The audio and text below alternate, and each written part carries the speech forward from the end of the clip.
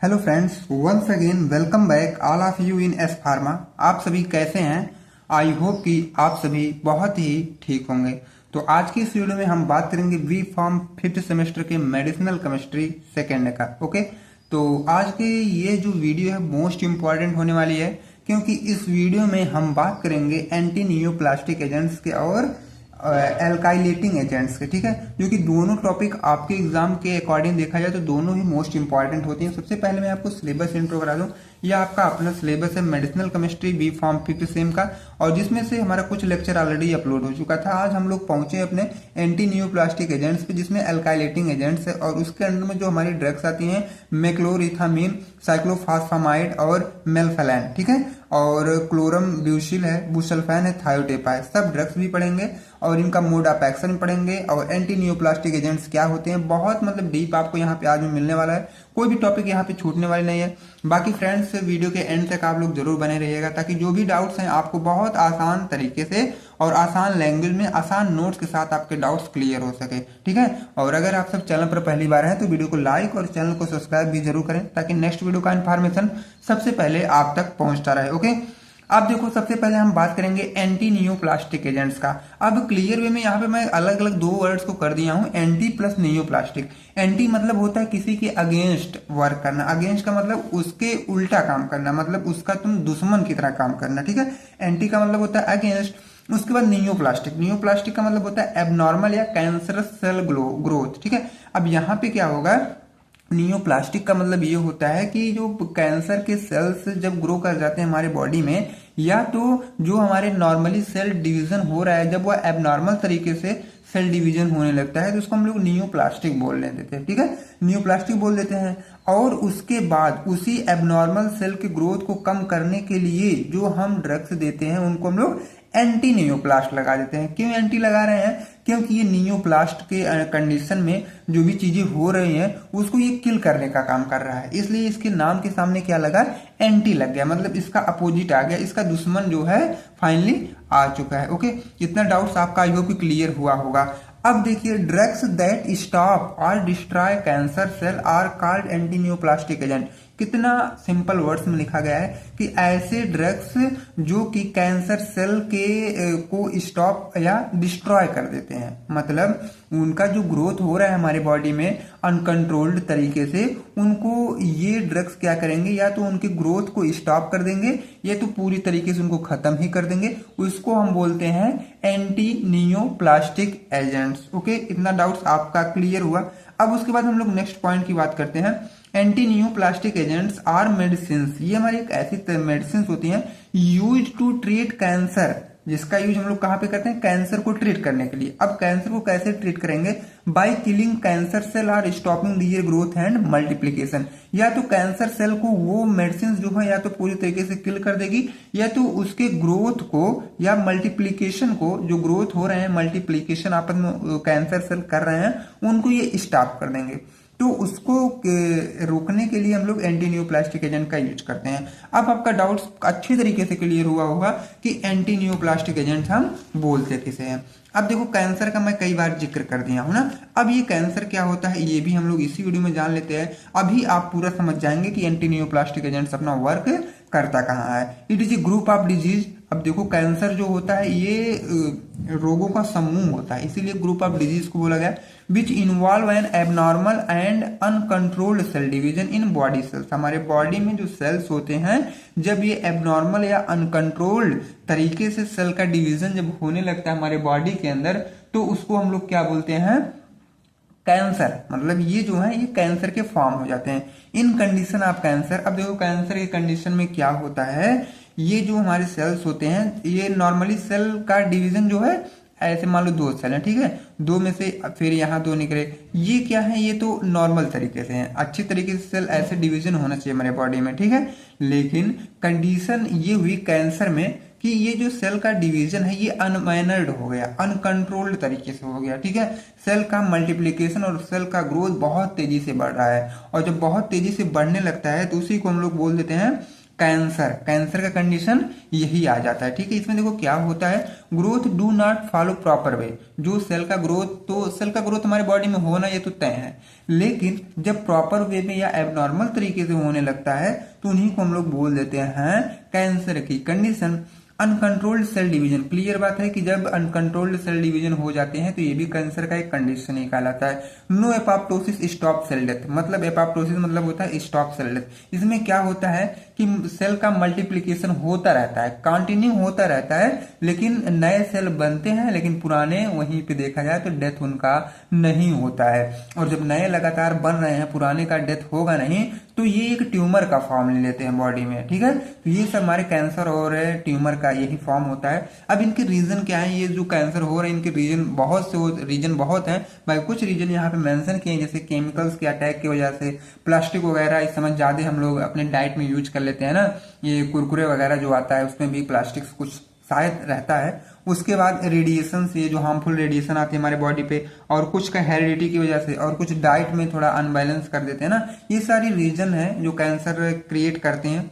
ठीक है, अब आपको एंटी न्यूप्लास्टिक एजेंट्स क्या होते हैं, जिसमें कैंसर भी समझा दिया और कैंसर पे कौन सी दवा अटैक मतलब वर्क करेगी ये भी बता दिया। मोड ऑफ एक्शन तो अब आप लोग थोड़ा बहुत समझ ही गए होंगे। ठीक है, जब कैंसर समझ गए तो मोड ऑफ एक्शन अब एक पॉइंट में बताऊंगा, तुरंत आप लोग मोड ऑफ एक्शन समझ जाएंगे, लेकिन आगे भी बताऊंगा। ठीक है, मैकेनिज्म ऑफ एक्शन इसका क्या है, देखो आ गया mechanism of anti neoplastic agent. ये जो एंटी न्यूप्लास्टिक अब तक हम लोग पढ़े आ रहे हैं, इसका मैकेनिज्म क्या है, ये कैसे वर्क करती है, दवा जो है कैसे अपना काम करती है।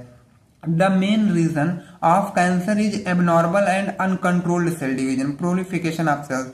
अब देखो क्या है, कैंसर का जो मतलब कैंसर हो रहा है इसमें मेन रीजन ये है कि जो हमारे सेल्स हैं, जो सेल का डिवीजन है, जब ये एबनॉर्मल या अनकंट्रोल्ड तरीके से होने लगता है तो जो मतलब हमारे बॉडी में कैंसर हो जाते हैं, ट्यूमर का फॉर्म बना लेते हैं। ठीक है, और सेल डिवीजन या अनकंट्रोल्ड सेल डिवीजन और एबनॉर्मल सेल डिवीजन को एक दूसरे नाम से हम लोग जानते हैं, प्रोलिफेरेशन ऑफ सेल्स। ठीक है, ये इसका दूसरा नाम। सो इट वी कंट्रोल और stop this cell division then we can control the development of cancer. यही जो अनकंट्रोल्ड तरीके से सेल का ग्रोथ हो रहा है, जब हम उसको कंट्रोल या स्टॉप कर ले जाते हैं सेल डिवीजन को, तभी हमारा कैंसर जो डेवलप हो रहा है तभी उसको भी हम लोग कंट्रोल कर पाएंगे, अदरवाइज नहीं कर पाएंगे। ठीक है, उसके बाद देखो इसका मेन मैकेनिज्म यहाँ पे डिपेंड करता है। The main mechanism of this agent और स्टॉप्ड और टू स्टॉप और कंट्रोल द सेल डिवीजन। अब देखो ये इसका मेन मैकेनिज्म जो है ये वर्क करता है, या तो पूरे सेल डिवीजन को ही ये रोकता है, या तो उसको थोड़ा सा कंट्रोल करेगा। जैसे देखो यहाँ पे सेल्स बने हैं, ये सेल डिवीजन लगातार हो रहा है, लेकिन हमको इसी को कम करना है। जब ये कम होगा तो हमारे जो कैंसर के सेल हैं ये नॉर्मल तरीके से हो जाएंगे। तो इसी कंडीशन पे हम लोग क्या करेंगे, एंटी न्यूप्लास्टिक एजेंट इंसर्ट करवाएंगे, तो सेल डिवीजन को ये रोकेगा, और जब इसको रोकेगा तो आगे कंडीशन होगी नहीं। जब आगे कंडीशन नहीं होगी तो हमारा कैंसर जो होगा क्रिएट हो जाएगा। क्लियर वे में बात की। अब देखो क्या है, जब नॉर्मल तरीके से सब चलता है, ठीक है, सेल डिवीजन लगातार हो रहे हैं, तो यही सेल एक समय के बाद ट्यूमर का फॉर्म ले लेता है। ठीक है, और ट्यूमर हम किसे बोलते हैं, जब यही सेल आपस में क्लस्टर बना लेते हैं, गुच्छे बना लेते हैं, इसको हम लोग बोलते हैं ट्यूमर। ट्यूमर का मतलब होता है abnormal mass of cell that grow unsystematically. क्या है, इसमें सेल्स का कुछ मास होता है जो अनसिस्टमैटिकली तरीके से जो ग्रो होने लगता है, तो उसको हम लोग बोलते हैं ट्यूमर। अब देखो मेन मोटिव आ गया इसके क्लासिफिकेशन का। क्लासिफिकेशन हम लोग कौन कौन से ड्रग यूज करेंगे, अब हम लोग इसको जानेंगे।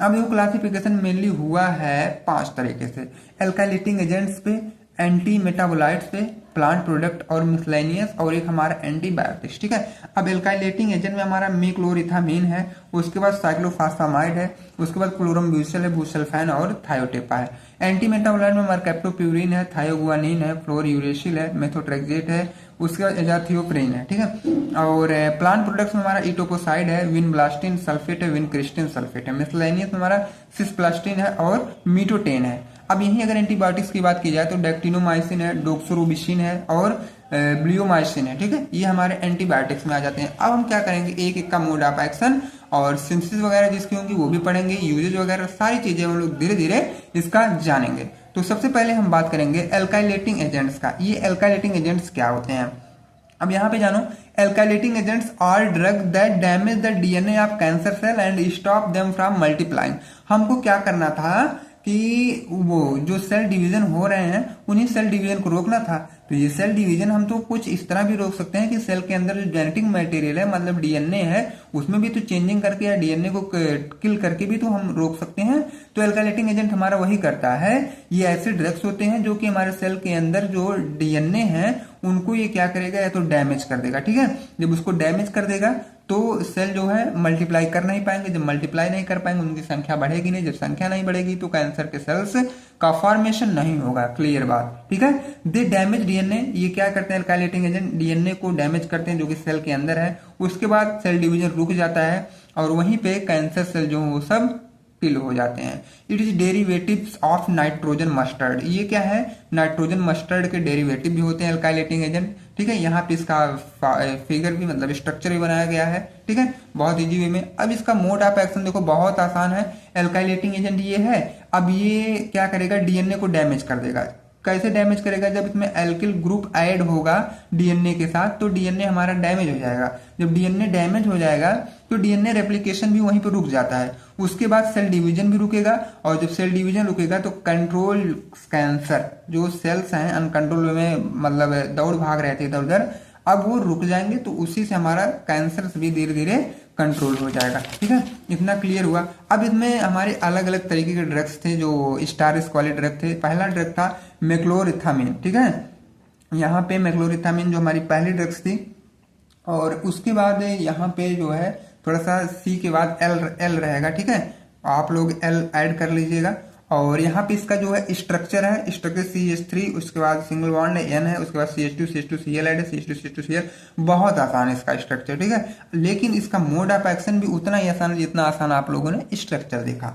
मैक्लोरेथामिन है वो क्या करेगा, binds with guanine of DNA. DNA के जो बेस पेयर होते हैं उसमें से गुआनिन होता है, उसमें जाके ये बाइंड करेगा मैक्लोरेथामिन। उसके बाद stop DNA synthesis and RNA transcription. RNA transcription और डीएनए सिंथेसिस को रोक देगा और जब ये दोनों चीजें रुकेंगी तो सेल डिवीजन नहीं होगा, वो भी बंद हो जाएगा। जब सेल डिवीजन नहीं होगा तो जाहिर सी बात है कि कैंसर के सेल जो है वो कंट्रोल हो जाएंगे। क्लियर बात। उसके बाद हम इसकी यूजेज की बात करते हैं। इसका यूज कहाँ कहाँ पे है, it's mainly used for lymphoma and some cancer of the blood lymphatic system. Lymphoma में इसका मेनली यूज होता है और कुछ कैंसर जैसे ब्लड कैंसर या लिम्फेटिक सिस्टम में कैंसर हो जाता है तो वहां भी इसका यूज लोग करते हैं। ठीक है, अब हम सिंथेसिस की बात कर लेते हैं। इसकी सिंथेसिस कैसे हुई है, अब यहाँ पे देखो इसका जो सिंथेसिस है इथिलीन ऑक्साइड है। जब वो मेथिल अमीन के प्रेजेंस में रिएक्ट हम लोग करवाएं तो एन मेथिल डाई इथेनॉल अमीन बना। ठीक है, अब थायोनिल क्लोराइड के प्रेजेंस में तब जाके हमारा मिक्लोरिथामीन बना फाइनली। ठीक है, इतना आपका जो भी डाउट था वो क्लियर हुआ।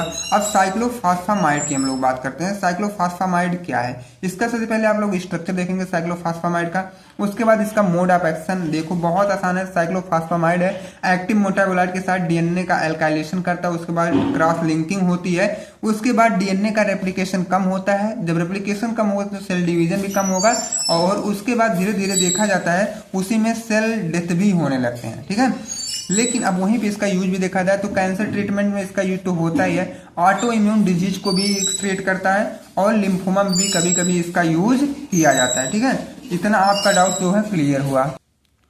उसके बाद हमारा नेक्स्ट है जो बुसल्फैन है। अब देखो बुसल्फैन का स्ट्रक्चर थोड़ा सा कॉम्प्लिकेटेड आपको दिखेगा क्योंकि S के साथ CH3 डबल बॉन्ड O, उसके बाद एक लंबी चेन है, उसके बाद फिर लास्ट में हमारा S के साथ डबल बॉन्ड O, फिर डबल बॉन्ड O, फिर CH3। ठीक है, बहुत आसान है केवल आप लोग एंड मतलब स्टार्टिंग का और एंड का तो सेम होने वाला है, बीच की चेन में थोड़ा सा डिफरेंस रहेगा, वो भी यहाँ तक CH2 सिर्फ 4 CH2 2 O लगाना है। ऐसे थोड़ा सा ट्रिक से याद करिए। ठीक है, जब ट्रिक से आप याद करेंगे तो सारी चीजें बहुत आपको आसान लगेंगी। और इसका जो मोड ऑफ एक्शन है सेम साइक्लोफॉस्फामाइड की तरह होता है, बहुत आसान होता है। और जो इसका लेकिन यूज होता है, इसका जो यूज है वो एबनॉर्मल ब्लड सेल प्रोडक्शन में इसका यूज हम करते हैं, मतलब इसको ट्रीटमेंट करने के लिए ही इसका यूज हम लोग करते हैं। ठीक है, तो यहां तक आपका डाउट्स क्लियर हुआ। बाकी अब हम आपसे नेक्स्ट मिलते हैं। देखो जो मेन ड्रग्स होती है उसी का डिस्कस हम अपने लेक्चर में करते हैं क्योंकि मेन ड्रग ही स्टार वाली ज्यादातर आपके एग्जाम में आती हैं और 2 मार्क्स से कई बार पूछे जाते हैं, हम उसको भी डिस्कस कर देते हैं। लेकिन जो कभी भी किसी भी ईयर के क्वेश्चन पेपर में नहीं पूछा जाता है हम उसको क्या है स्किप कर देते हैं। ठीक है, बाकी अगर किसी को जरूरत होगी उसको पर्सनली मैसेज कर देगा, हम उसको वो सॉल्व करके भी हम उसको भेज सकते हैं। ठीक है, बाकी आप सभी के लिए जो भी हमसे हेल्प हो सकती है वो मैं करने के लिए हमेशा तैयार रहता हूँ। बाकी अब हम आपसे मिलेंगे नेक्स्ट में। तो एंटी मेटाबोलाइट्स अभी हमारा बच रहा है, एंटीबायोटिक्स बच रहे हैं, प्लांट प्रोडक्ट बच रहे हैं, मिसलेनियस कंपाउंड बच रहे हैं।